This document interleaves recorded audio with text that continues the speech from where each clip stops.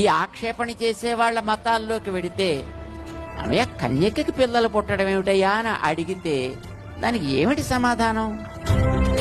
విశాఖపట్నంలో కరపత్రం పంచుతున్నాను. ఒక అతను నా చేతిలోంచి కరపత్రం లాగేసుకున్నాడు.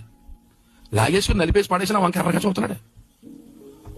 ఎర్రగా చూస్తూ అన్నాడు, యేసుప్రభు గురించే కదా అన్నాడు. అవును, యేసుప్రభు గురించే అన్నాను.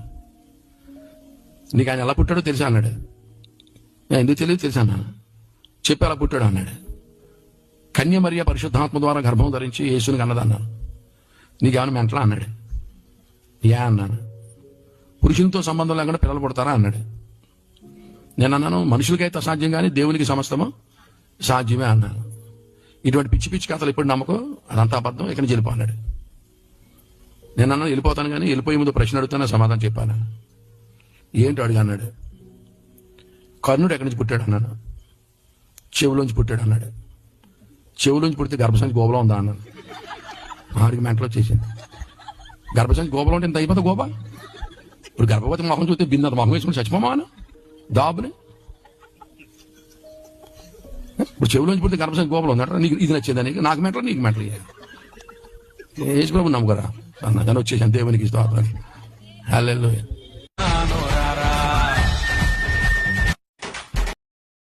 ఈ ఆక్షేపణ చేసే వాళ్ళ మతాల్లోకి వెడితే అమ్మయ్య కన్యకకి పిల్లలు పుట్టడం ఏమిటయ్యా అని అడిగితే దానికి ఏమిటి సమాధానం?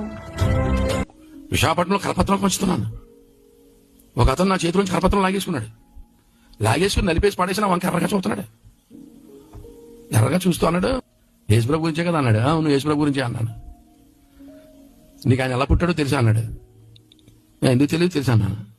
చెప్పి అలా పుట్టాడు అన్నాడు. కన్య మరియ పరిశుద్ధాత్మ ద్వారా గర్భం ధరించి యేసుని కన్నదన్నాను.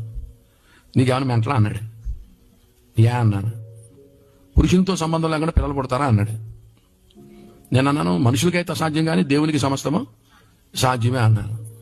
ఇటువంటి పిచ్చి పిచ్చి కథలు ఇప్పుడు నమ్మకం, అదంతా అబద్ధం, ఇక్కడి నుంచి వెళ్ళిపో అన్నాడు.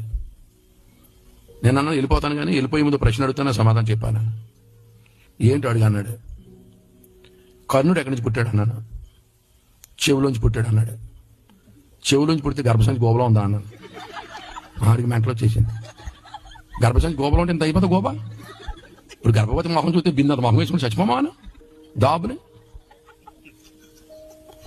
ఇప్పుడు చెవులోంచి పుడితే గర్భసంచి గోబలో ఉందంట. నీకు ఇది నచ్చిందా? నీకు నాకు మెంటలో నీకు మెంటలు యేసు ప్రభు నమ్ముకరా అన్న. దాన్ని వచ్చేసాను. దేవునికి స్తోత్రం.